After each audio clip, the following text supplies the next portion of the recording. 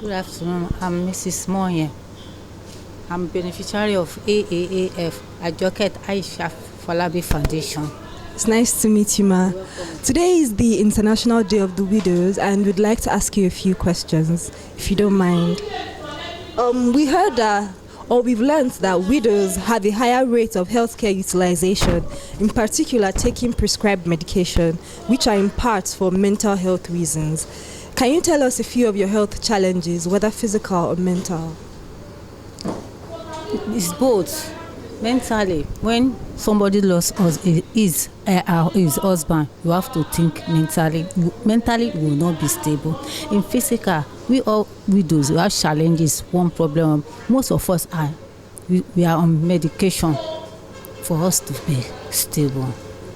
I'm really sorry to hear that, ma. I hope the AAAF Foundation is helping you with that in some way.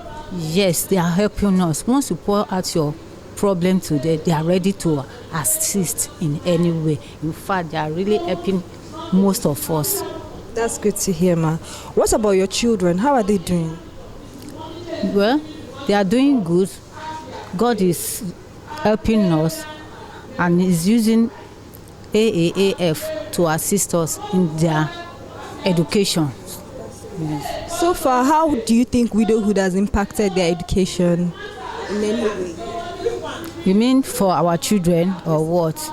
In our children, no, it's not all that easy for our children because most of the school fees we cannot afford it. But thank God for AAAF. But we are looking up to government and other parasisters to assist us on our children education because we need it so that we can move forward. We cannot be stagnant. We need to move forward by supporting us as AAAF. As AAAF is assisting us, we can see others parasitors assisting us, and government will be very glad. Yes, your children are very important. Another thing that's very widespread in Nigeria, especially in religious and cultural settings, is violence. Can you tell us any type of violence you have experienced simply because you were a widow, and how did you cope with this? We parents, we widows, we have experienced a lot. We experience firstly from family, most especially if you are intermarriage, or like me, I'm Yoruba, which I married from a Delta Igbo. After my husband death, I went through a lot of cultural this thing, keeping in one place, you barb your head, all sort of culture, barbaric culture. That one is separate. And when you come outside of that, around you in your environment, there is stigma on you. You cannot talk to people, you cannot talk to a fellow man. The wife, maybe they will be thinking you are going out with their husband. Even in churches, you are stigmatized as a widow. It's not funny to us at all. I'm so sorry to hear that you experienced that. Can you tell us a few ways you think these practices, these harmful cultural practices, can be eliminated? Because they can't continue, they are wrong. Yes, it's very wrong. By enlightening people, by enlightening people to stop this barbaric behavior, most especially if you are not welcome in a family, it's very dangerous. That's why the fact that they are eating from your husband's table before he dies, once the man is gone, they will just turn the table around. So people need to be enlightened because you are a human being.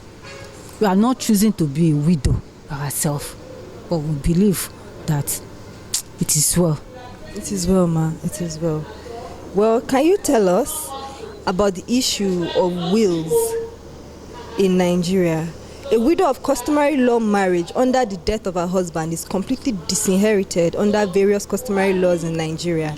No system of customary law in Nigeria confers the beneficial rights in a widow in the deceased husband's estate, except through indirect benefits through her children's rights. Can you tell us about that, ma?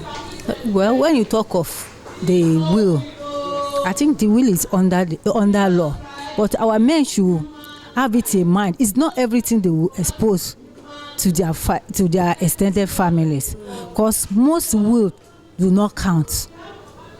Those will not count. Is it not when you are alive you'll be able to fight for will? Once you know that there is will that will favor you and your children, they can easily bring you down.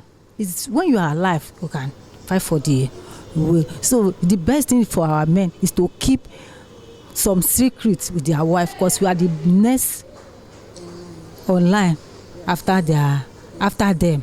We are the next of king, no matter what. We cannot have a child. You cannot have a child for somebody and the man is not alive again. I will now abandon your child. It's not possible. If you are going to marry somebody else, you have to still take care of your children. That is it. Thank you so much for answering us. Can you tell us what employment and opportunity challenges widowhood brings?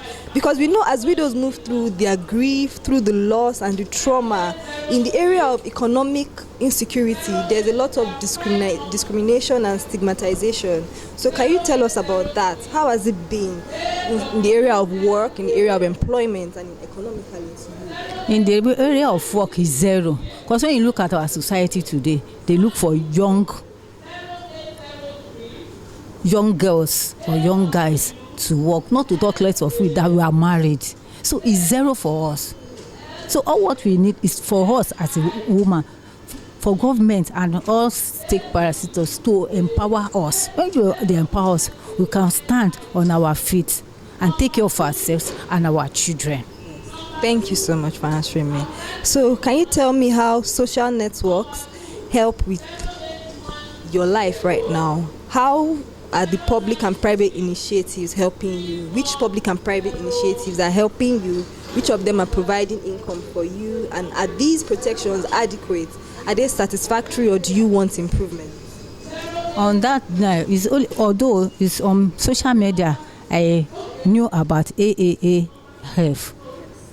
It's through social media. That's the only benefit I gained from social media. Though I didn't used to go deep on social media for some reason, but I pray that there should be more enlightening on it for most of us to go into it as we are speaking now, so that people will hear our voice and they can assist us. Thank you so much for answering our questions. Please tell us your name again before you. I'm Mrs. Kemi Moye. Mrs. Kemi Moye, thank you very much.